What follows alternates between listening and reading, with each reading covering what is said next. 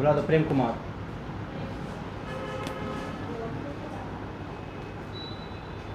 मैं coming sir. हाँ yes coming, आइए।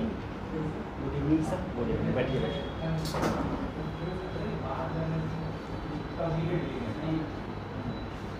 अभी आप कहाँ से आ रहे हैं?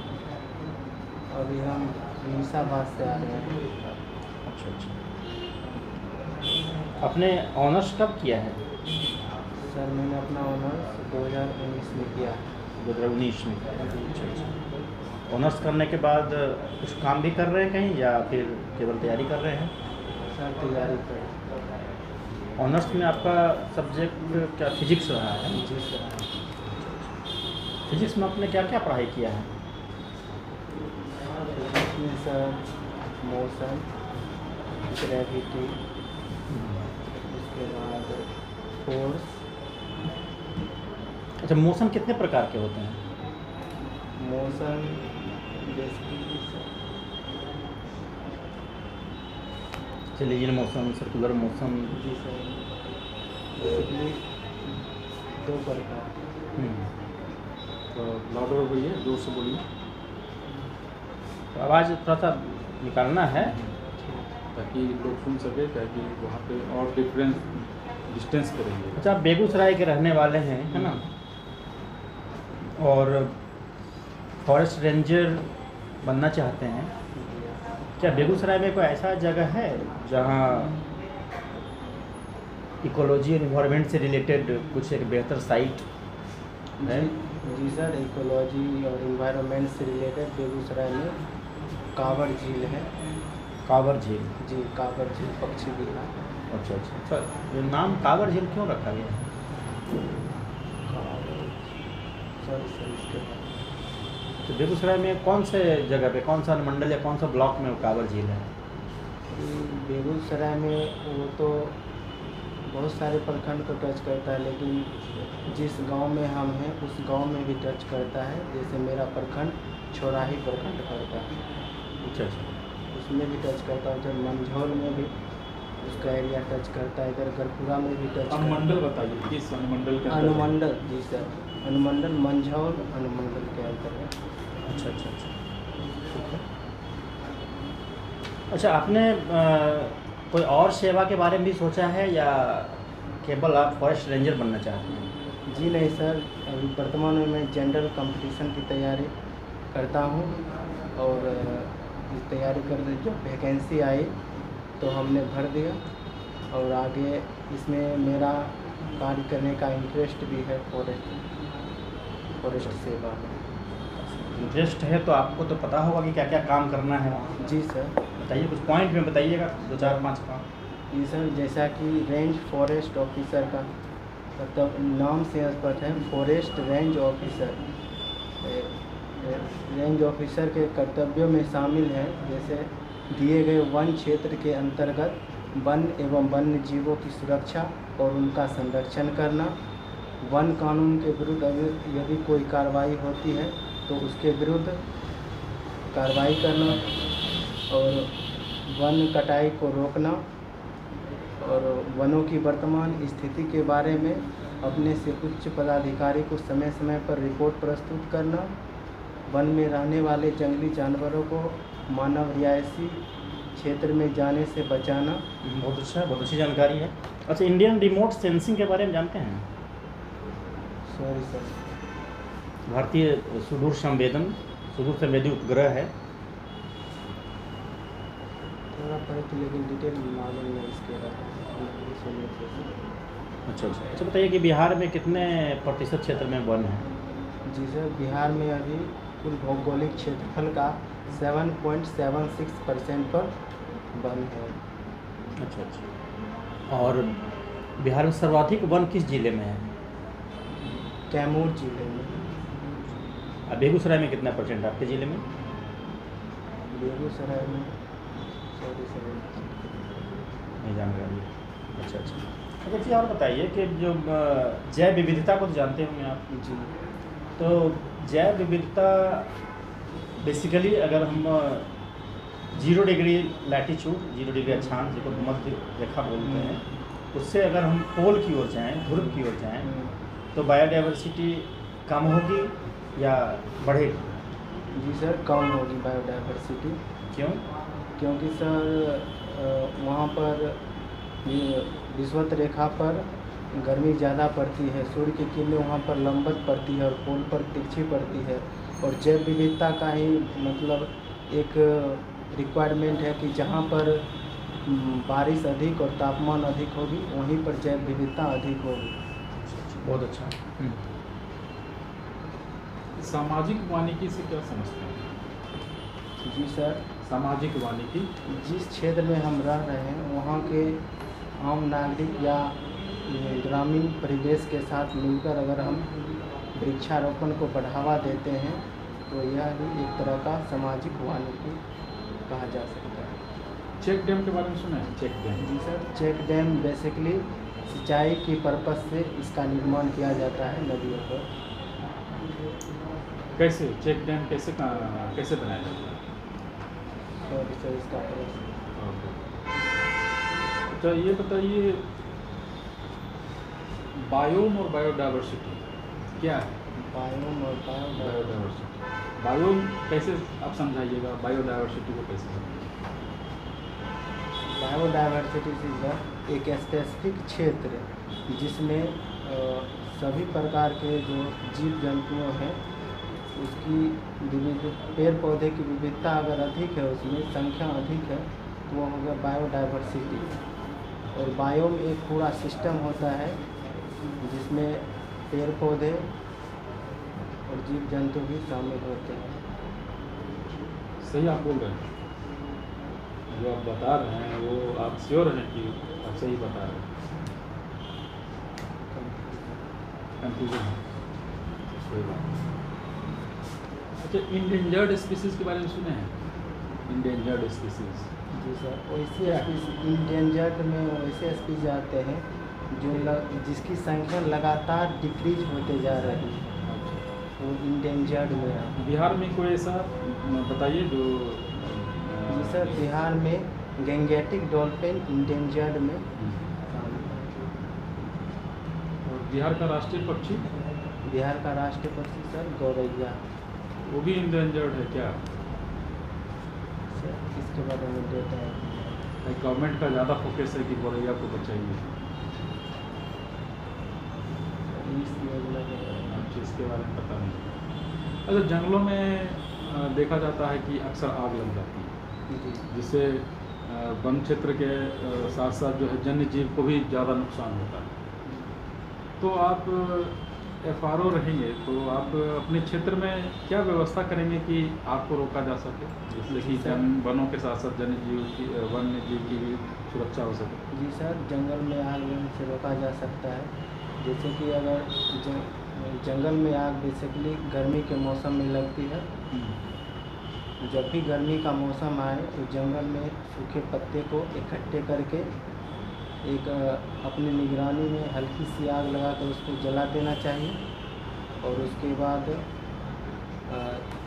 जंगल के बीचों बीच एक जंगल को भी लंबा सा गड्ढा खोद देना चाहिए, ताकि अगर कभी भी अगर आग लगे तो उसका आग का क्षेत्रफल एक अधिक एरिया में ना फैले, उसका कनेक्शन टूट जाए आग का, ये हो सकता है। और पहले से ही छोटे छोटे तालाबों का भी निर्माण किया जाना चाहिए प्री प्लानिंग के तहत। अगर ये बताइए कि बिहार में कितने अभ्यारण्य और राष्ट्रीय पार्क हैं? बिहार में नेशनल पार्क की संख्या 1 है और वन्यजीव अभ्यारण्य लगभग 13 के आसपास है। 13 के आसपास। अच्छा, राष्ट्रीय पार्क आपने कहा 1 है, कौन सा है? Valmiki national park. Valmiki Nagar national park. क्या खासियत है इस पार्क की? सर, वाल्मीकि नेशनल पार्क एक टाइगर रिजर्व है। टाइगरों की संख्या वहाँ बढ़ रही है या घट रही है? टाइगर की संख्या सर अभी जो बढ़ रही है घट रही है उसके बारे में एग्जैक्ट नहीं पता, लेकिन 2018 की जो टाइगर रिपोर्ट आई थी उसमें टाइगर की संख्या 31 थी।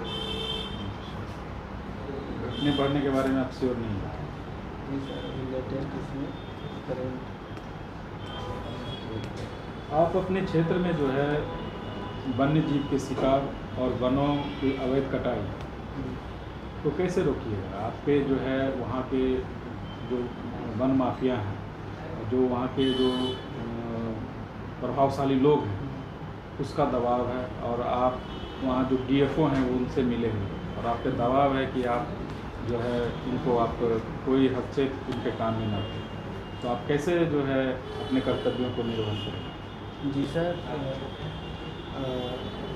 वन माफियाओं से निपटने के लिए एक तो वन क्षेत्र के अंदर आने जाने वाले प्रत्येक रास्ते पर कड़ी निगरानी रखी जाएगी, और यह निगरानी जंगल को इम्पोर्टेंस को देखते हुए निम्न तरीके अपनाए जा सकते हैं।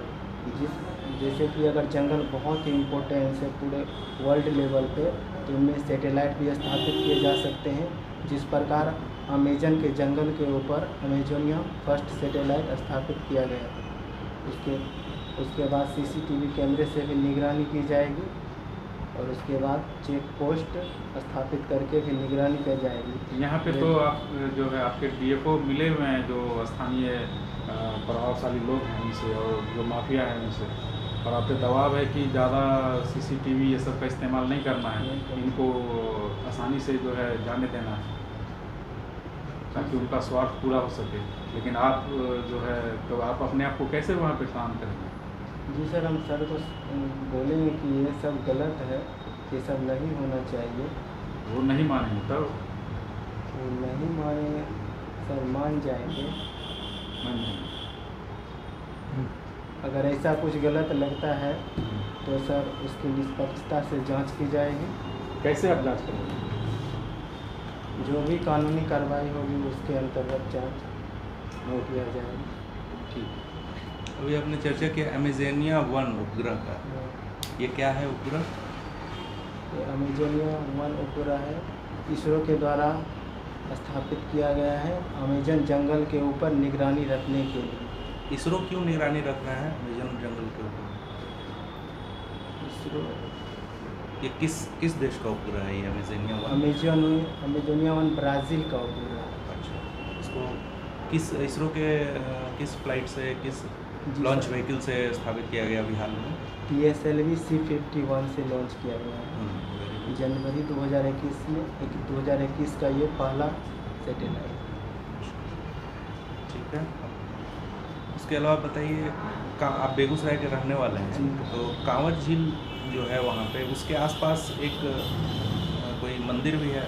जी सर, जयमंगला गढ़ मंदिर है। ये किस समय का बना हुआ, किस काल का बना हुआ है? तो सर नहीं पता है किस काल हिस्ट्री के बारे में। आप कहते हैं आपका गांव बगल में है, लेकिन सर देखे घूमे, लेकिन उसके बारे में जानकारी नहीं प्राप्त की कि किस काल का ये बना है, लेकिन बहुत ही फेमस है। अच्छा, आपने BRB कॉलेज समस्तीपुर से ग्रेजुएशन किया है आपने? जी सर। क्या है BRB कॉलेज का पूरा नाम? बलीराम भगत सिंह कॉलेज। भगत सिंह? बलीराम भगत, सॉरी सर, बलीराम भगत। बलीराम भगत कौन थे? बलीराम भगत एक फ्रीडम फाइटर थे। ये कहाँ के थे बलीराम भगत? Sorry sir. ये कौन है, जो भगत सिंह थे वही हैं या कोई और है? नहीं, कोई और है, कोई और। भगत सिंह नहीं। अच्छा, ठीक। ये कौन है नहीं पता? ठीक है, आप बताइए कि पेरिस जलवायु सम्मेलन के बारे में कुछ जानते हैं? जी सर, पेरिस जलवायु सम्मेलन 2015 में हुआ था, और यह जलवायु परिवर्तन से संबंधित है। क्या इसमें समझौता हुआ था विभिन्न देशों के बीच? क्या निर्णय लिया गया?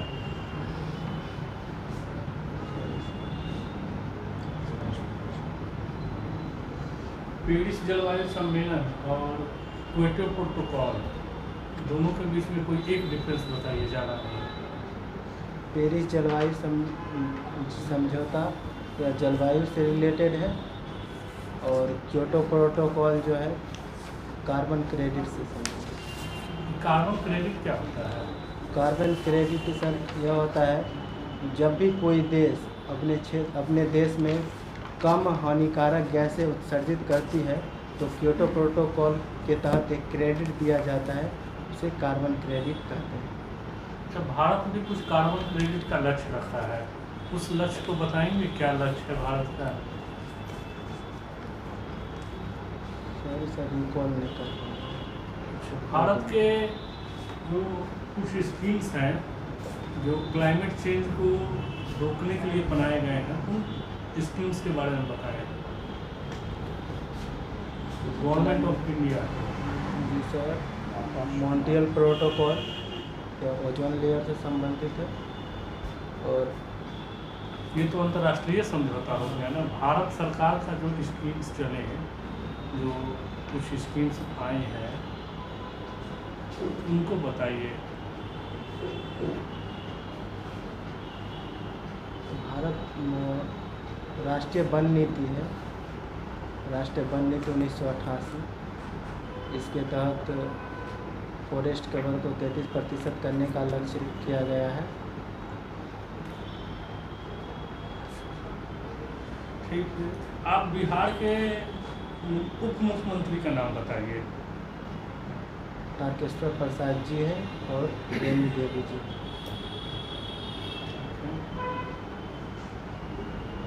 हो गया। अच्छा मिस्टर प्रेम कुमार, आप जब घर में रहते हैं, पढ़ाई लिखाई करते हैं, और जब आपके पास फ्री समय होता है तो क्या करना पसंद करते हैं?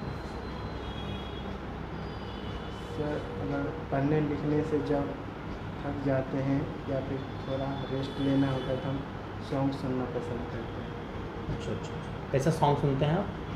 सर, बॉलीवुड का हिंदी सॉन्ग, जो कुमार सानू, उदित नारायण जी का, मतलब होता है ना, पॉप सॉन्ग सुनना पसंद करते हैं, क्लासिकल सॉन्ग सुनना पसंद करते हैं, सैड सॉन्ग उसमें सुनना पसंद करते हैं? Classical song. तो एक गीत आप जो बहुत पसंद हो बोल सकते हैं, उसका एक लाइन? जी सर, सोनू निगम जी की एक गीत है, भक्ति में है। बेसिकली वो तो हिंदी गाते हैं, लेकिन भक्ति में उनका है, सावन की रुत है आजा माँ, हम झूला तुझे झुलाएंगे। अच्छा अच्छा, चलिए, वेरी गुड। इंटरव्यू जो होगा आप जा सकते हैं। Thank you sir.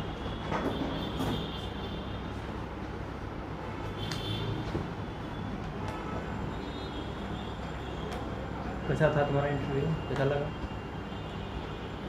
ठीक ठाक है, थोड़ा हेजिटेशन है और आता हुआ चीज़ भी नहीं बोल पा। थोड़े उस दिन फ़ोन पे तुमसे बात किए थे, हमने बोला था पहले ही आने के लिए, आज भी बोला था, समय देना रहता है सब काम को। तो अच्छा, तुम्हारी जानकारी अच्छी है, ठीक है ना, अच्छी जानकारी है। प्रेजेंटेशन बेहतर होना चाहिए, जो जानकारी है उसको बेहतर प्रेजेंट करोगे तभी तो सामने वाला समझेगा, है ना। तो हम लोगों ने जो बोर्ड ने रीड किया है उसके अकॉर्डिंगली 2-4-5 चीज़ है। एक तो पहले बताया पॉजिटिव जानकारी तुम्हारी अच्छी है, स्थिरता है, गंभीरता है, सब अच्छे लक्षण हैं, और इसका बेहतर मार्क्स भी इंटरव्यू में दिया जाता है कि इस तरह के जो विद्यार्थी होता है उसको। लेकिन थोड़ा सा फेस को थोड़ा सा और, है ना, नॉर्मल करो, ज़्यादा सीरियस हो रहता है। सभी नॉर्मल हो, हाँ, और उस समय ज़्यादा सीरियस आवाज़ थोड़ा सा निकालो। तो आवाज़ भी मेरा कम। हम लोग कैसे बात कर रहे हैं, आवाज़ कम है तो अच्छा है, शादी ब्याह के बाद तुम लोग जीवन सुखी रहेगा।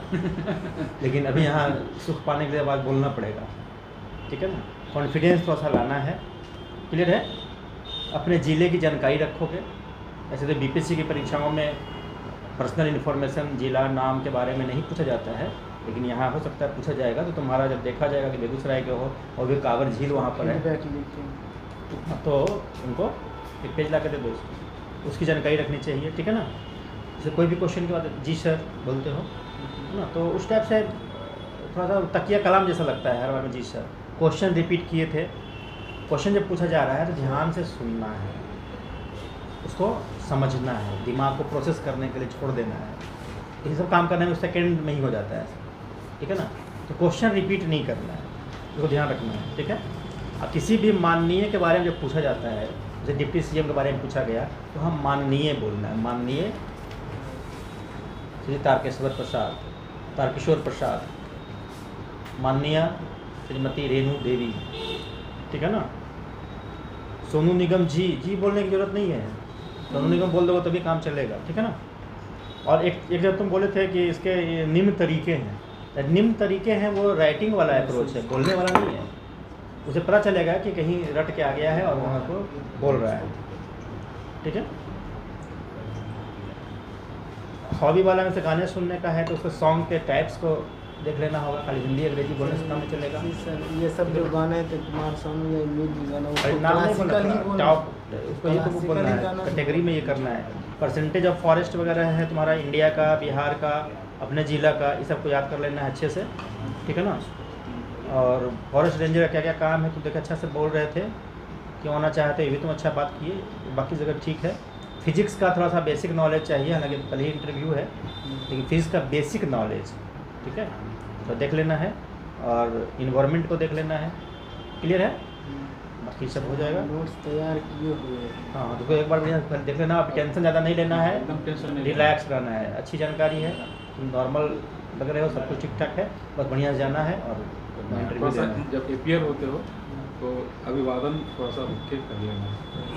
चलते चलते हाँ, करते जैसे मान लो, और जब खड़ा हुए तो उठे थे तुम तो ऐसे इसको पकड़ के उठे थे, वहाँ पे लगता है कि भाई कमजोर है बच्चा तो एक वहाँ strong चाहिए। स्ट्रॉन्ग चाहिए, फॉरेस्ट रेंज ऑफिसर बन पहला गए इंटरव्यू है जैसे फिजिकली लाइफ में। इसमें कोई बात नहीं, पहला हो गया ना, कल दूसरा वहाँ होगा, बढ़िया करना ठीक है। और इंटरव्यू के बाद ठीक है ना, फिजिकली फिटनेस पे ध्यान है इस पे, ठीक है, इसलिए और थोड़ा सब तो ठीक है। बलिराम भगत उनका नोट कर लीजिए। बलिराम भगत 5th लोकसभा के अध्यक्ष थे, बिहार के थे। बलिराम भगत सिंह नहीं है, ठीक है ना, बलिराम भगत 5वीं लोकसभा के अध्यक्ष थे, विदेश मंत्री भी रहे और राजस्थान के राज्यपाल भी रहे। हाँ ये बहुत इम्पोर्टेंट इन्फॉर्मेशन है, क्योंकि वहाँ का एक प्रोमिनेंट पर्सन है, तो कोई भी व्यक्ति वहाँ इंटरव्यू बोर्ड में बैठे हुए देश रहेंगे। मंत्री और राज्यपाल। और राज्यपाल रहे राजस्थान राज्यपाल के, रहे राजस्थान के, काफी कांग्रेस से पहले जुड़े थे, हुए। 90 के दशक में। हाँ। चलो ठीक है। ठीक है, चलो ठीक है, ऑल द बेस्ट।